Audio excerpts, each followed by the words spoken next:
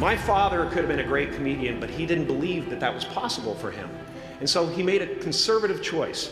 Instead, he got a safe job as an accountant. And when I was 12 years old, he was let go from that safe job. And our family had to do whatever we could to survive.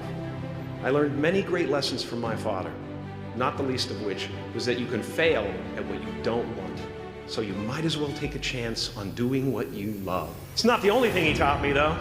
You know, I watched the effect of my father's love and humor and how it altered the world around me. And I thought, that's something to do. That's something worth my time.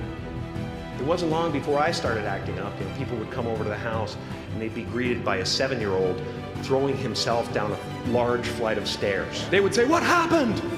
And I would say, "I don't know. Let's check the replay." I'd go back to the top of the stairs and come back down in slow motion.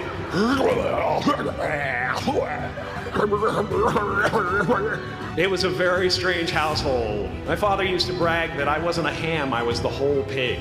And he treated my talent as if it was his second chance. When I was about 28, after a decade as a professional comedian, I realized one night in LA that the purpose of my life had always been to free people from concern, just like my dad.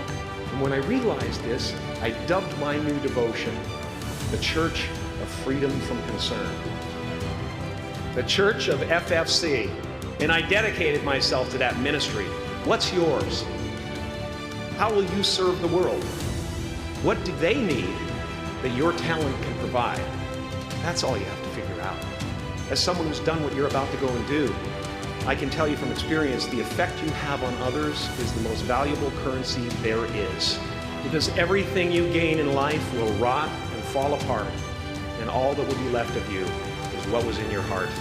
My choosing to free people from concern got me to the top of a mountain. Look where I am. Look what I get to do. Everywhere I go. I'm going to get emotional because when I tap into this, it really is extraordinary to me. I did something that made people present their best selves to me wherever I go. I am at the top of the mountain, and I was, and the only one I hadn't freed was myself, and that's when my search for identity deepened. I wondered who I'd be without my fame. Who would I be if I said things that people didn't want to hear? Or if I defied their expectations of me?